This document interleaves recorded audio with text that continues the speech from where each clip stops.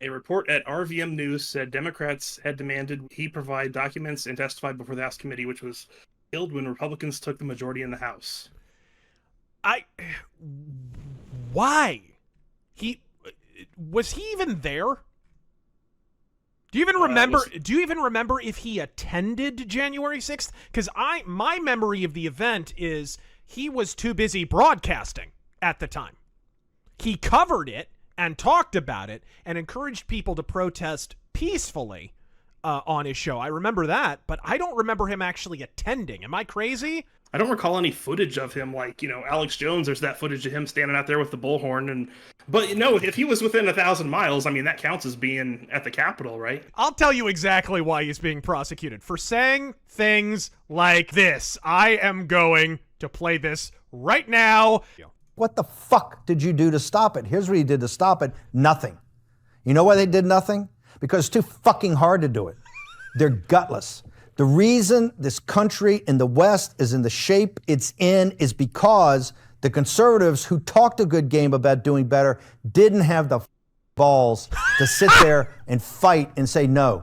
This is why you have moms going to school boards to throw this pornography out. The reason we're winning in the United States, we're not depending upon a conservative elite who are gutless and feckless. We're depending upon mothers and fathers and school boards. We're depending upon working class people who are taking their extra time to go to precinct strategy because they said, hey, we're prepared to stand and fight and not let our country be taken.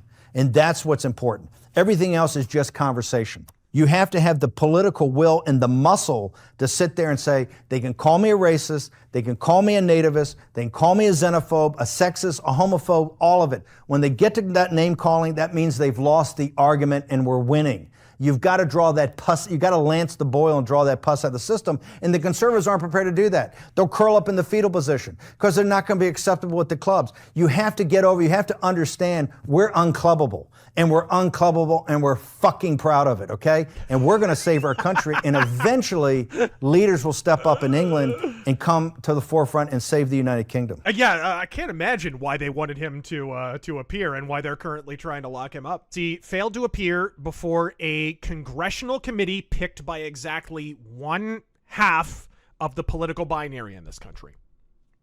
Stow that factoid away, guys. Because here's some footage of our very own Merrick Garland admitting to doing the same damn thing. The Justice Department is a fundamental institution of our democracy.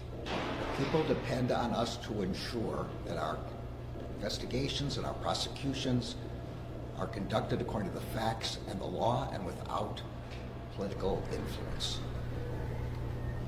We have gone to extraordinary lengths to ensure that the committees get responses to their legitimate requests. But this is not one. To the contrary, this is one that would harm our ability in the future to successfully pursue sensitive investigations. Now, there have been a series of unprecedented and frankly unfounded attacks on the Justice Department. This request, this effort to use contempt as a method of obtaining our sensitive law enforcement files is just the most recent. The effort to threaten to defund our investigations and the way in which there are contributions to an atmosphere that puts our agents and our prosecutors at risk. Oh no! You can't have the agents at risk. The only thing I can do is continue to do the right thing. Only dogs can be at risk for federal agencies. This building and its people. Gentlemen, why don't we respond? So there's Merrick Garland admitting that he picks and chooses what congressional committees he actually appears in front of. He writes a letter responding, in some cases, that he won't be appearing, and exactly why, because he finds the committee to be illegitimate. But Bannon does the exact same thing, and he has to report to prison for 4 months. Make it make sense, Tactical Hobo. Yeah, well, you see, Bannon isn't a swamp creature like Mr. Garland here. Who did you see? Like, it seems like he's like on the verge of breaking down and crying or something during part of this too. The unfounded attacks on our poor intelligence agencies. Of course, we've extensively covered the John Schaefer sham and show trial, which I wish I could say the same about most political podcasts on the right. But Now, folks, it's Bouncin' Baby Bannon, who's the latest prospective political prisoner of what can now only be referred to as the regime. Author of the most subtle political purges since Stalin, sans the stylish mustache. You'd be forgiven for inquiring what the unforgivable affront is. After all, we learned last week that your accountant failing to carry the one on a financial form is punishable by 120 years in prison. Even as Slow-Mo Joe's yet to give an accurate account of precisely where that 10% for the big guy was deposited precisely. Though after the D-Day festivities, I have a theory or 50. To recap, the January 6th committee, a body with all the political and legal legitimacy of People's Court, convened, staffed, and moderated in totality by Nancy Pelosi, easily the single most partisan hack that isn't currently writing for The Daily Show, subpoenaed Steve Bannon to appear in person, to proffer all that expert eyewitness testimony of an event he didn't even attend, at which point he told him to take a long walk off a short Baltimore bridge, and this, to the Court of Jowls, constitutes a crime punishable by pound me in the ass prison. Never mind that current U.S. Attorney General Merrick Garland's been dodging subpoenas like Clinton at a draft board for years, and he remains perfectly unprosecuted. The linchpin of lawfare is that it only ever points in one direction, dickheads! And if you don't yet recognize that the solution for this is the destruction and dismantlement of the deep state, or worse, continue to labor under the hallucinatory delusion that the deep state can actually be harnessed by an imaginary monarcho-god king, cringe is insufficient to the task of describing your dipshittery.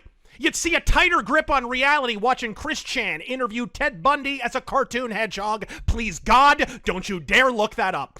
Refusing to appear before the January 6th committee isn't a crime. It's a scrapbook moment, a resume item, and going to prison for it should guarantee you a job. How illegitimate was the January 6th committee? Put it this way. Pelosi had sole authority over its membership roles. Folks, I wouldn't trust Pelosi with sole authority of the dinner rolls. And speaking of foodstuffs and perpetually soused slags, if I may, I'd like to momentarily redirect and proffer the following public service announcement.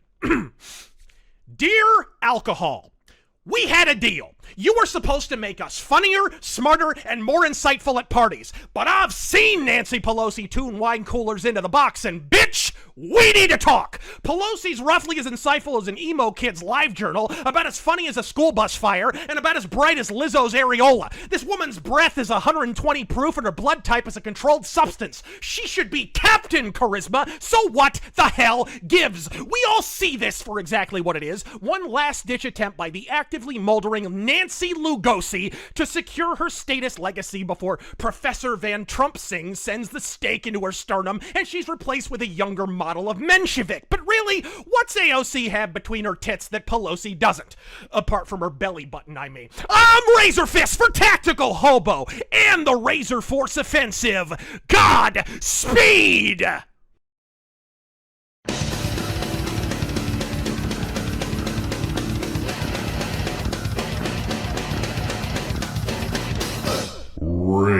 RazörForce.